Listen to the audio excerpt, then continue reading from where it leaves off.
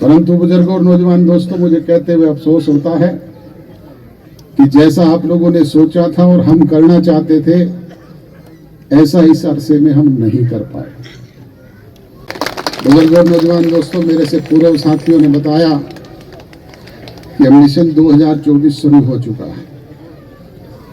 Mission 2024 का मतलब है 2024 में हमारे यहाँ पर लोकसभा के चुनाव भी होंगे और हरियाणा प्रदेश की असेंबली के चुनाव भी होंगे। और इसको लेकर के सभी राजनीतिक दलों ने अपनी अपनी तैयारियां शुरू की हुई है।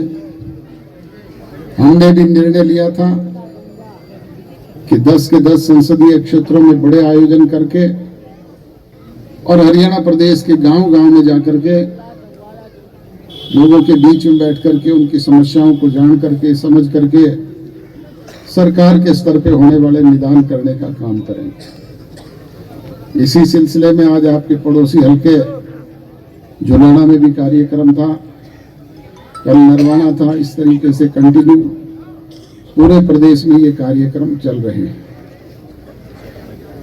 बुजुर्गों और नौजवान दोस्तों, आज से 6 वर्ष पूर्व पांडु पिंडारा की पावन धरा पर आप लोगों ने लाखों की तादाद में पहुंच करके जननायक जनता पार्टी का गठन किया। एक होनहार नौजवान की पीठ पर हाथ रखा, उसकी हौसला अफजाई की। उसी की बदौलत उसने 9 महीने में न केवल पार्टी का नया राजनीतिक संगठन खड़ा किया, बल्कि विपरीत परिस्थितियों में 3 चुनाव झेले। कभी जींद का उपचुनाव आया, कभी लोकसभा के चुनाव आए, तो कभी असेंबली के चुनाव हुए। आप लोगों का सहयोग, प्यार और आशीर्वाद था। इसी बदौलत पार्टी को आपने 17.5% वोट भी दिए और थोड़े से समय में 10 विधायक चुन करके उसके साथ असेंबली में भेजने का काम किया। उन्हीं 10 विधायकों की बदौलत राजभाग में आपकी हिस्सेदारी हुई। जैसे ही राजभाग में हिस्सेदारी हुई, हमारे कार्यकर्ताओं के चेहरे पे लाली आई। उन्हें उम्मीद जगी कि 15 वर्ष का वनवास खत्म हुआ है, विकास के काम होंगे, बच्चों को रोजगार मिलेगा, छोटी मोटी समस्याओं से हमें मुक्ति मिलेगी।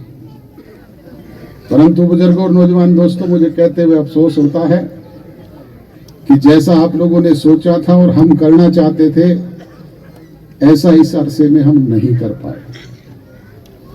उसके कारण है कि एक तो हम पूर्ण बहुमत में नहीं, सरकार में 20% के साझेदार हैं, और दूसरा जैसे ही सत्ता परिवर्तन हुआ, सरकार बनी, कोरोना जैसी विश्वव्यापी महामारी आ गई। कभी पहला फेज, कभी दूसरा फेज, कभी तीसरा फेज, निरंतर 2 साल तक यही चलता रहा। जब तक जनप्रतिनिधि लोगों के बीच में जाए नहीं, उनकी समस्याओं को जाने नहीं, समझे नहीं, तब तक उनका समाधान भी नहीं हो पाता है। और उस कोरोना से मुक्ति मिली तो किसान आंदोलन चल पड़ा। उस किसान आंदोलन की मार भी अगर सबसे ज्यादा किसी को पड़ी तो वो हम पर पड़ी। कानून बनाए थे केंद्र की सरकार ने, लागू करवाने का काम किया था सांसदों ने।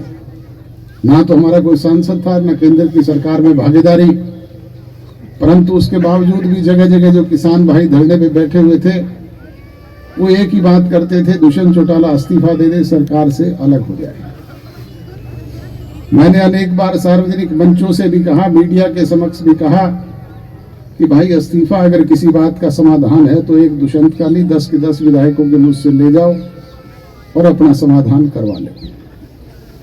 इस्तीफा तो केंद्र की सरकार में मंत्री रही हरसिमरत कौर बादल ने भी मंत्रिमंडल से दिया था। इस्तीफा तो मेरे भाई अभय सिंह चौटाला ने भी विधायकी से दिया था। कुछ हासिल हुआ क्या? हासिल होता है राज से, ताकत से, सत्ता से, और समाधान निकलते हैं बातचीत के जरिए। आज अगर आपकी दी ताकत है, हम सत्ता में हैं, तो जो भी कोई छोटी मोटी समस्याएं आप हमारे समक्ष लेकर के आते हैं, हम प्रशासनिक अधिकारियों से कह करके उसका समाधान करवाने का काम करते हैं। आज आपने गांव की तरफ से मांग पत्र मेरे समक्ष प्रस्तुत किया है। मैं ठोक करके दावे के साथ आपके बीच में कह सकता हूं कि आपको इन समस्याओं से निजात दिलाने का काम हरियाणा प्रदेश की सरकार से करेंगे। और अगर राज्य में ताकत में ना हो तो फिर मेरे जैसे कितने विधायक रोज आपके बीच में घूमते रहो, कोई पूछने वाला है क्या?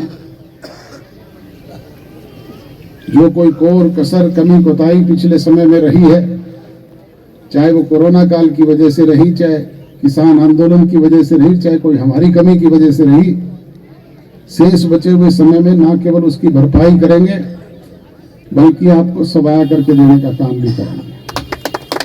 आपने जो मांग रखी है उनके अलावा एक और मैं आपको इसमें ऐड करके देता हूं, आपके गांव में ई लाइब्रेरी बनाने का काम भी करेंगे। ये आपने मांगी नहीं थी।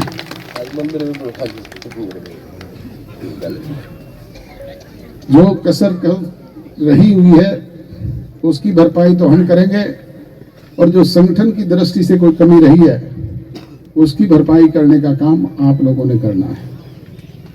वो काम ना अकेला अजय सिंह चौटाला कर सकता, ना मंच पर खड़े हुए लोग कर सकते, वो आप और हम मिलकर के कर सकते हैं। इसलिए आपसे विनती और गुजारिश है कि हर बूथ पे एक बूथ योद्धा और हर बूथ पे एक बूथ सखी, क्योंकि आजकल महिलाओं की भागीदारी भी 50% की है,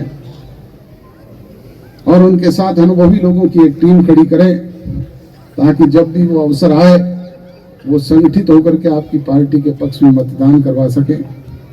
यही विनती और गुजारिश करते हुए आप सब लोगों का आभार व्यक्त करूंगा, धन्यवाद व्यक्त करूंगा।